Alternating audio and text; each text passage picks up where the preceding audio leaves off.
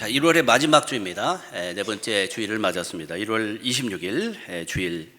오늘 우리가 어떤 말씀을 나눌까 기도하며 여호수아 3장 8절에서 17절까지의 말씀을 가지고 믿음의 결단과 순종이라고 하는 주제로 여러분들과 이 마지막 한 주지만 우리가 또 이 새해를 시작한다는 그 마음을 가지고 다시 한번 주님의 말씀 묵상해보는 그런 시간이 됐으면 좋겠습니다. 그렇습니다. 오늘이 1월 26일 마지막 주, 1월의 마지막 주입니다. 특별히 새해를 맞이해가지고 우리가 새로운 결단과 믿음을 가지고 한 시간씩 한 주씩 말씀을 나눠왔는데 벌써 4주가 됐습니다. 어떤 분들은 그러실 거예요. 4주가 지났는데 아직도 그 얘기일까? 근데 이게 성립이 되는 게 1월 29일이 수요일, 우리 한국에서는 고유명절 구정입니다. 설날이죠. 그렇기 때문에 아직도 우리는 오늘 나누고자 하는 이 새로운 결단, 믿음의 다짐, 그러한 시간들이 전혀 어색하지 않은 그러한 시간이다. 그런 주제다. 우리는 그렇게 생각해 볼 수가 있습니다. 그래서 오늘 다루고자 하는 주제는 믿음의 결단과 순종입니다. 자, 우리가 믿음, 결단, 순종에 대해서 많이 듣는데 이 단어는 많은 종교, 철학에서도 다루고 있는 개념이다. 그중 하나다. 그렇게 우리가 정의해 볼 수가 있습니다. 왜 그럴까요? 이 세 가지는 개인 신앙생활과 도덕적인 행동에 깊은 영향을 미치기 때문이다. 그 이유를 그렇게 설명할 수 있다는 겁니다. 무엇보다 믿음과 결단과 순종은 불가분의 관계에 있는 개념이다. 그걸 알아야 된다는 것입니다. 세 개가 다른 개념이 아니라는 거지. 불가분의 관계, 밀접한 관계가 있다는 그 이야기를 우리는 다시 한번 생각해 봐야 된다는 것입니다. 왜 그럴까요? 여러분, 순종이 뭡니까? 순종이 뭐죠? 믿음을 가지고 결단하는 바로 그 모습을 순종이라고 합니다. 자, 그러니까 믿음을 가지고 결단해서 그 무엇이 보일 때 여러분 그것이 증거가 되죠? 그러니까 믿음이 있다는 것을 어떻게 우리가 증거로 보여줄 수가 있어요? 사람들한테. 순종하면은 믿음이 있는 거죠. 그렇기 때문에 쉽게 말하면 믿음이 있다면 결단할 수 있어야 된다. 자, 믿음이 있다면 끝까지 순종하는 것이 당연하다는 거예요. 이렇게 믿음과 결단과 순종은 서로 깊은 관계를 맺고 있다. 아주 중요한 요소죠. 우리 신앙생활에 있어서 중요한 세 가지 요소이기 때문에 정리를 해본다면 그 개념이 뭘까? 첫 번째, 믿음은 신앙의 출발점이다. 이렇게 정의할 수가 있습니다. 믿음이 뭐라고요? 신앙의 출발점이다. 그래서 여러분들이 잘 아시는 것처럼 칼빈은 뭐라 그랬냐면 믿음은 확실성을 내포하고 있다 그랬습니다. 믿음에는 뭐가 내포되어 있어요? 확실성이 내포되어 있다. 여기서 말하는 확실성은 뭡니까? 주님이 주시는 약속, 확신을 마음속에 받아들이는 걸 얘기를 합니다. 그러니까 믿음을 가지게 되었다고 말할 때 이것은 우리가 생각하는 것처럼 단순한 소망을 얘기하는 것이 아니다. 그럼 뭐냐?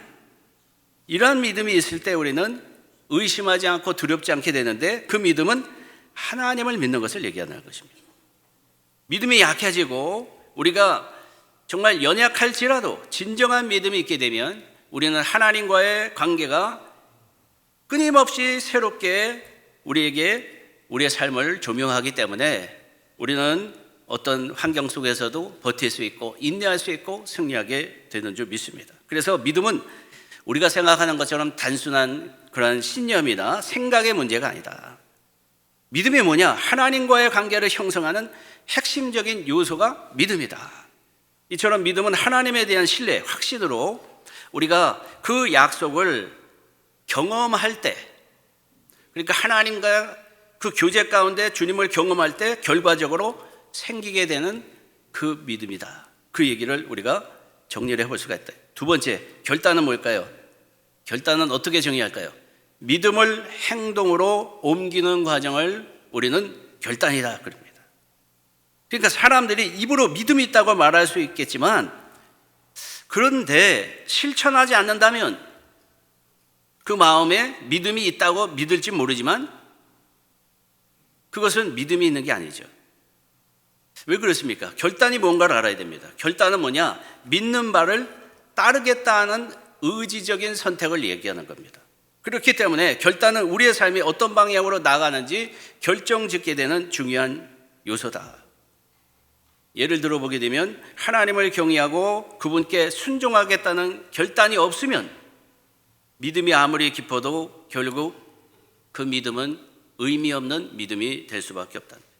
그러므로 믿음은 결단을 통해서 구체적인 그러한 모습이 된다는 것이죠. 우리 삶에 결단이 있어야 믿음이 우리의 삶에 영향을 미치게 된다는 거예요. 믿음만 있다. 우리 삶에 무슨 변화가 있겠습니까? 무슨 역사가 일어나겠습니까? 자, 세 번째, 순종은 뭘까요? 믿음과 결단을 실천하는 방법을 뭐라고 얘기합니까? 순종이라고 얘기한다는 것입니다. 그래서 좋은 예를 하나 찾아보게 되면 우리가 요한복음 14장 15절 말씀을 알죠? 뭐라고 얘기하고 있습니까? 너희가 나를 사랑하면 나의 계명을 지키리라. 이렇게 말씀하고 있습니다. 이 말씀의 뜻이 뭐냐? 너희가 나를 사랑하는 것은 말로만 해서 내가 사랑합니다 해서 그게 사랑하는 것이 아니라는 겁니다. 너희가 정말 나를 사랑한다면, 그 사실이 정말이라면, 그러면 무엇이 있어야 돼요? 나의 계명을 지키는 것이 당연하다. 그 얘기죠. 그러니까 믿음은 사랑의 결단으로 이어지고 그 사랑이 우리의 행동으로 나타나서 진짜 사랑한다. 그게 보일 수 있어야 된다는 거예요. 그렇게 순종할 수 있어야 된다는 것이죠. 이처럼 순종은 하나님 말씀에 대한 우리의 충성을 표현하는 행위다. 그래서 충성을 표현하는 행위다. 그 과정을 통해서 우리는 하나님과의 관계가 더욱 깊게 발전되는 것을 경험하게 된다는 것입니다. 그렇기 때문에 신자들은 주신 계명에 따라서 사는 모습이 있어야 되는 거예요. 말씀의 순종이 없는데 나는 믿음이 있습니다 얘기할 수 없다는 것이죠. 그래서 그분의 뜻을 이루므로써 진정한 우리가 믿음 생활을 하고 있다. 내가 말씀을 따르지 못하면서 믿음 생활을 하고 있다 이렇게 얘기할 수 없다는 것입니다. 그래서 진정한 신앙생활에는 뭐가 있었냐면 말씀에 대한 순종이 있어야 된다는 것입니다. 그래서 예를 들어 보게 되면 성경에서 아브라함은 하나님을 믿고 어떻게 했죠? 그분이 하라는 대로 따랐다는 거죠.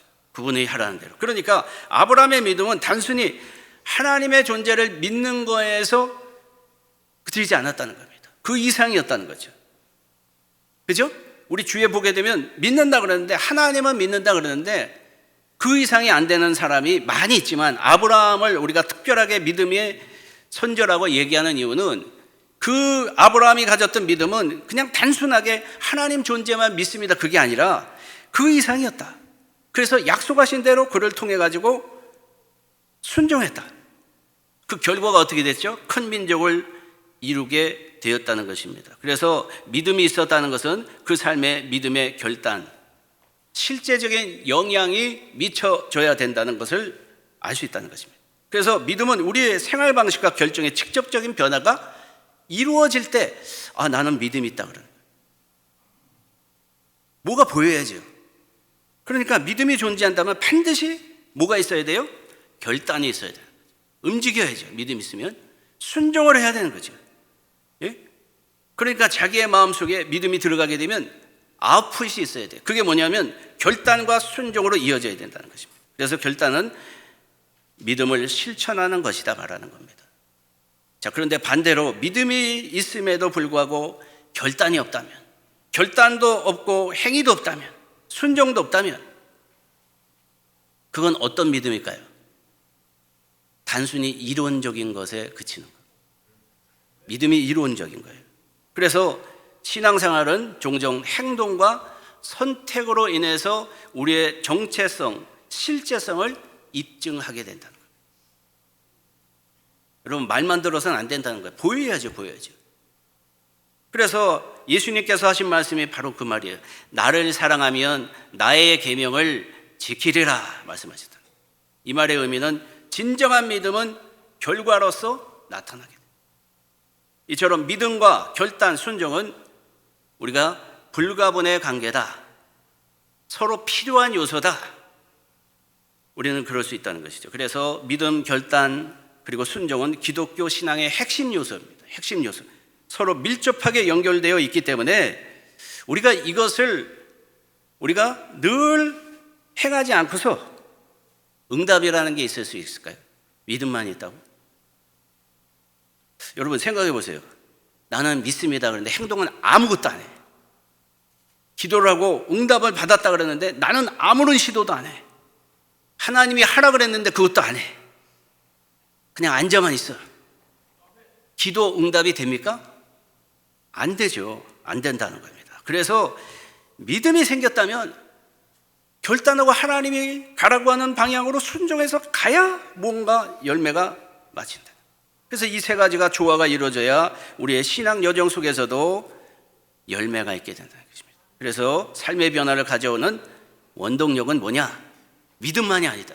믿음과 결단과 순종임을 믿으시기 바랍니다. 자, 그런데 오늘 본문의 말씀의 이야기를 보게 되면 바로 그 얘기잖아요. 우리가 다루고 있는 이 믿음, 결단, 순종의 중요성을 우리에게 가르쳐주고 있는 말씀이, 교훈하고 있는 말씀이 오늘 본문의 말씀입니다. 그래서 오늘 본문의 내용을 보게 되면 본문에서 등장하는 이스라엘 백성에게도 가슴에 큰 꿈이 있었다. 늘 떠나지 않는 꿈이 있었다. 그 꿈이 이루어지는 그 순간을 조명하고 있죠. 그 꿈이 뭡니까? 그들이 늘 소망했던 것, 젖과 꿀이 흐르는 약속의 땅, 가나안 땅에 들어가는 거예요. 들어가는 것. 그래서 그 입구에 와 있었다는 것입니다. 여러분, 이스라엘 백성들은 자기들의 조상 아브라함에게서 시작됐습니다. 400년 동안 이집트에서 살면서 종살이를 했었습니다. 그러면서도 항상 잊지 않고 있었던 게 있었습니다. 그게 무엇이냐면 꿈이었습니다. 그 꿈은 하나님의 약속이었습니다. 자, 그런데 그 꿈이 이루어지기 위해서 필요한 게 뭐였을까요? 바로 믿음이었습니다. 바로 결단이었습니다. 순종이었다는 것입니다. 그래서 오늘 본문의 말씀을 보게 되면 이스라엘 민족은 그래서 요단강 앞에서 들어와서 이제 이야기가 펼쳐지고 있는데 이 가나안 정복을 시작하는데 오늘 본문에 보게 되면 그들이 도착한 장소가 소개되고 있습니다. 그 지역이 어디죠? 시딤에 이르렀다 그랬습니다. 시딤이 어딜까요? 가나안 정복을 위해서 가장 먼저 그들이 해결해야 됐던 것이 뭐냐면 여리고성이었어요. 여리고성 8마일 정도 떨어진 곳에 있던 곳이 바로 시딤이라는 거예요. 거기서 진을 치고 있었어요. 그러니까 이제 코앞에 꿈을 이루기 위해서 코앞에 그들이 딱 진을 치고 있었다는 것이죠. 그래서 여호수아가 어떤 방법을 썼냐면 항상 이스라엘은 뭐를 하죠? 정탐꾼을 보내는 겁니다. 그래서 2명의 정탐꾼을 뽑아가지고 너희들은 여리고성이 어떤가 한번 가보라 그랬어요.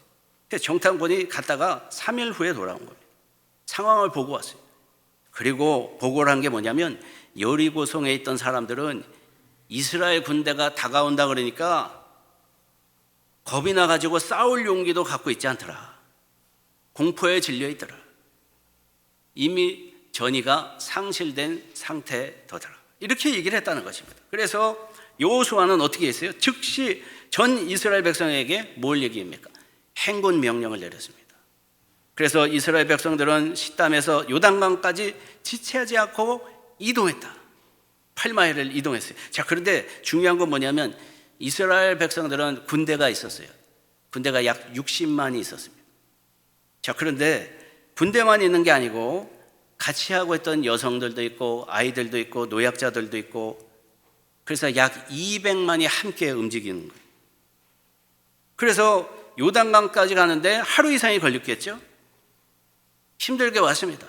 요단강에 딱 도착했는데 거기서 진을 치고 있는데 거기서 3일을 보내도 어떤 문제가 생겼냐? 하나님이 뭐라고 얘기를 안 하시는 거예요. 하나님이 뭐라고 안 하세요. 그래서 이스라엘 백성들은 그저 요단강만 쳐다보고 있었다는 거예요. 그때 이스라엘 백성들은 마음에 온갖 생각이 들었을 겁니다. 우리 힘으로는 할 수 없는데 엄청난 물이 앞에 기다리고 있죠.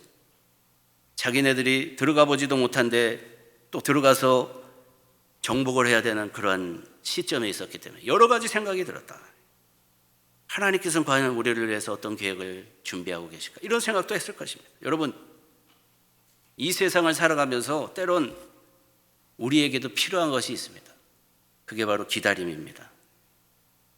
근데 우리의 특성을 보게 되면 우리는 굉장히 급하다. 모든 것이 급하다. 근데 하나님은 우리만큼 그렇게 급하지 않으신 것 같을 때가 더 많다. 그러나 그 시간은 하나님께서 필요로 하시는 시간이라는 겁니다.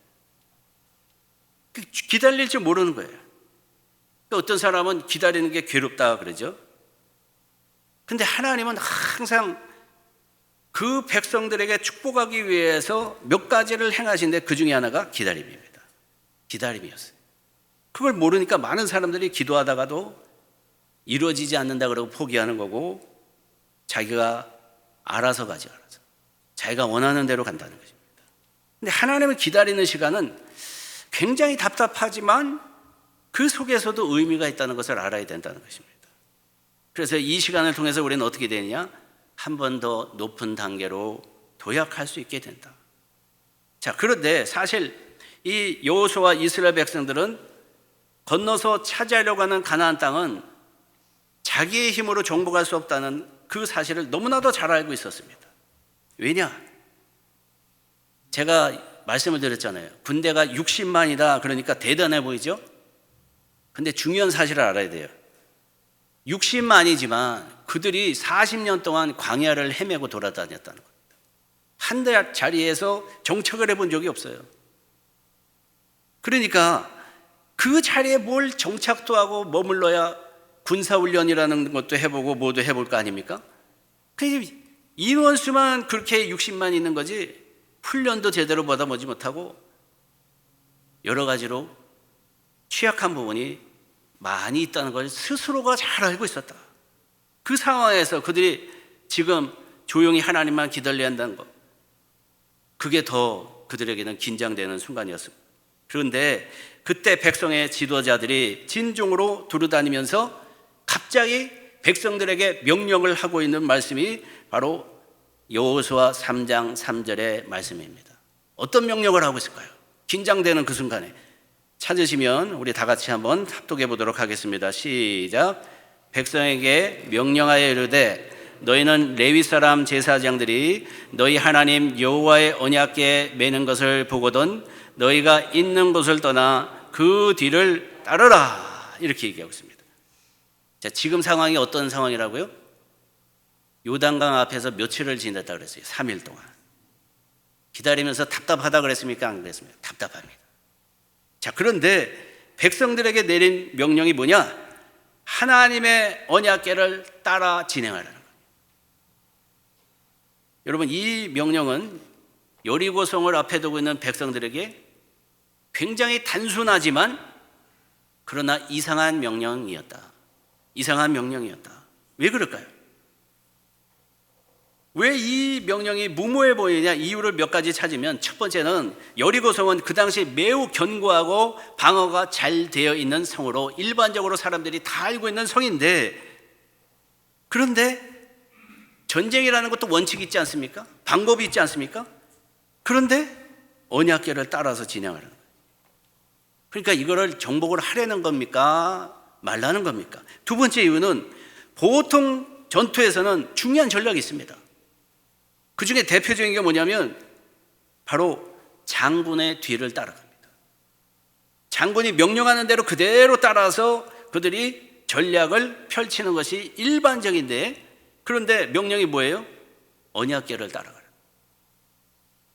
가장 중요한 세 번째 이유는 뭐냐면 하나님 앞에서 아무리 설명한다 그래도 이 방식은 전투의 일반적인 상식을 넘어서는 명령이었다는 겁니다.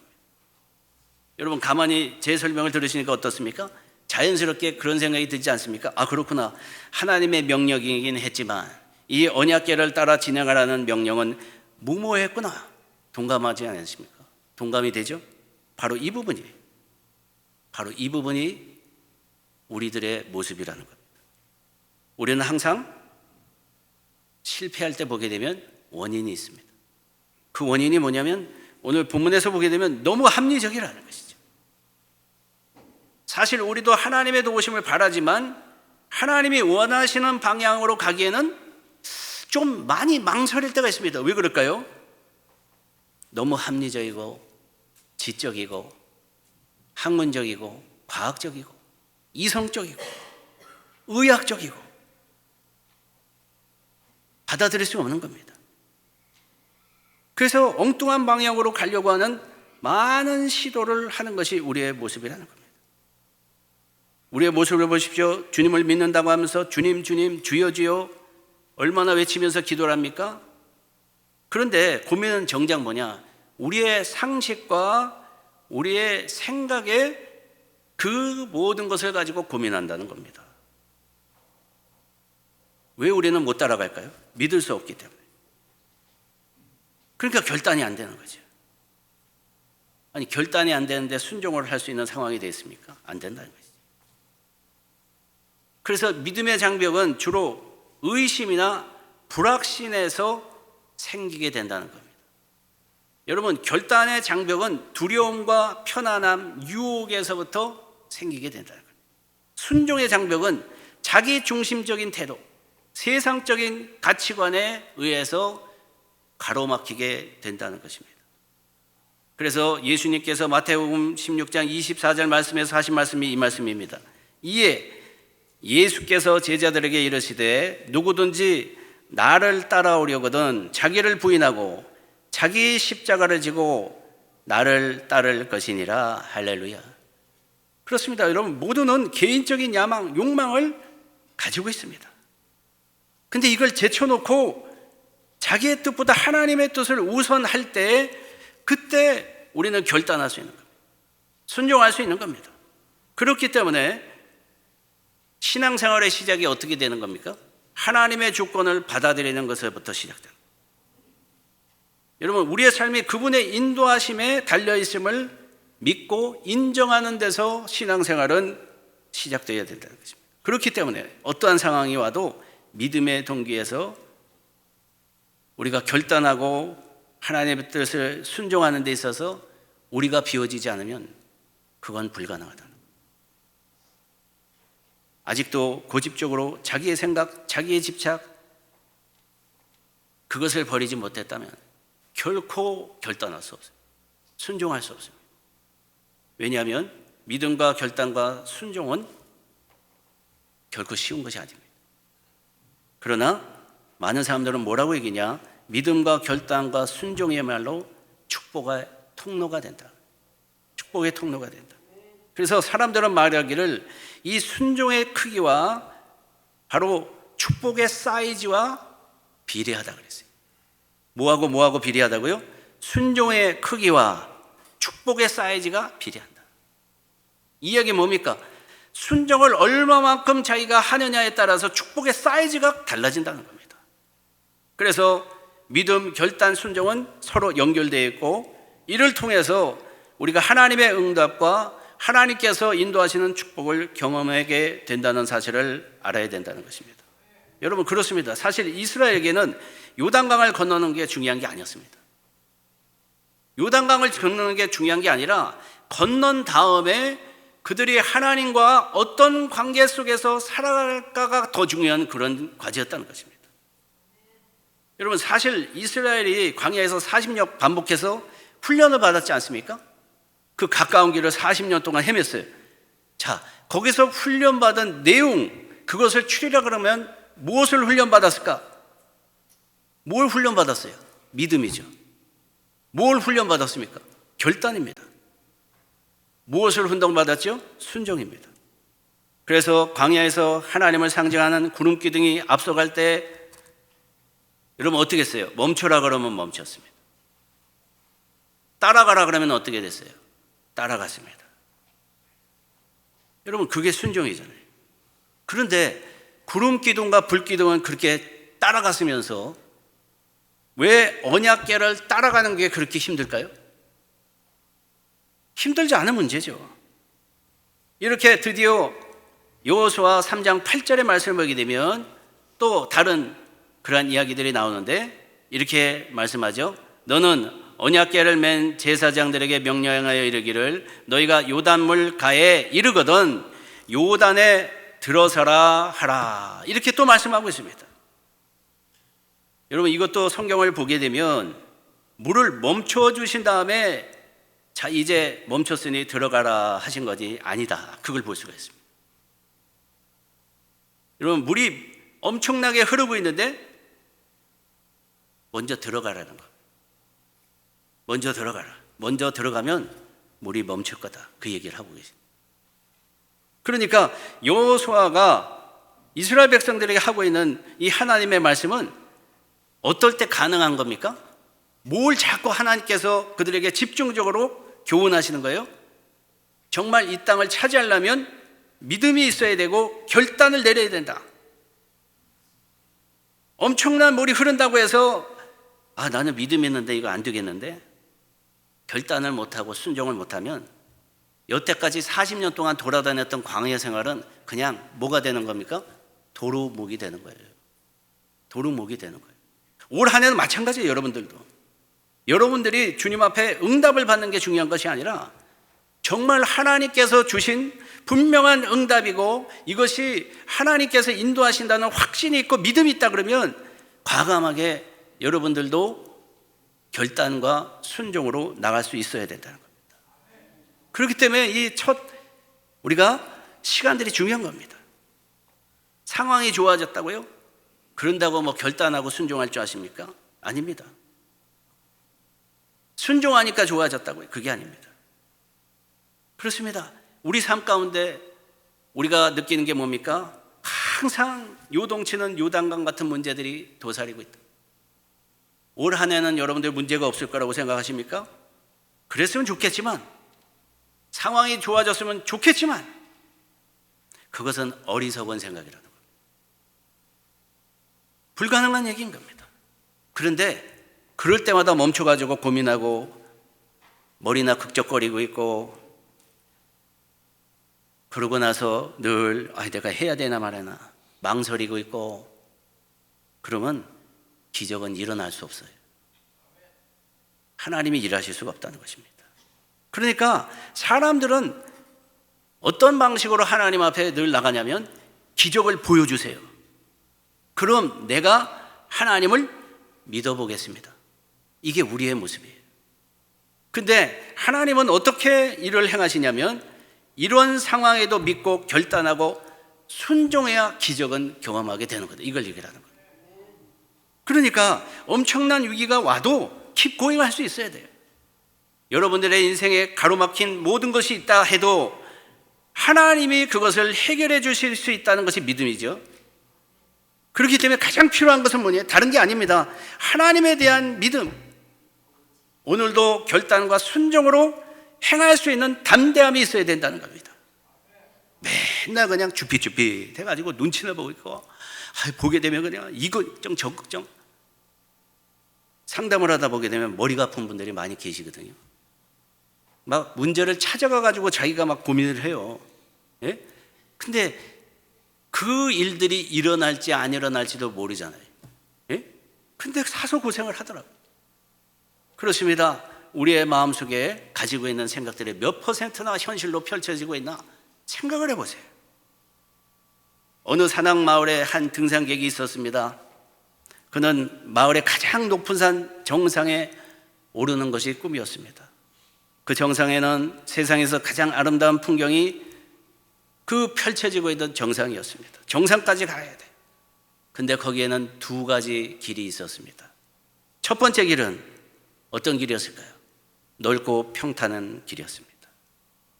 근데 문제는 끝이 어떻게 펼쳐지는지는 아무도 모르는 길이 넓은 길이었습니다. 또 하나의 길이 있었습니다. 좁고 험난했던 길입니다. 근데 거기에는 뭐라고 되어 있냐면 안내 표지가 이렇게 되어 있어요. 이 길로만 가시면 정상에 갈 수 있습니다. 그렇게 써 있었습니다.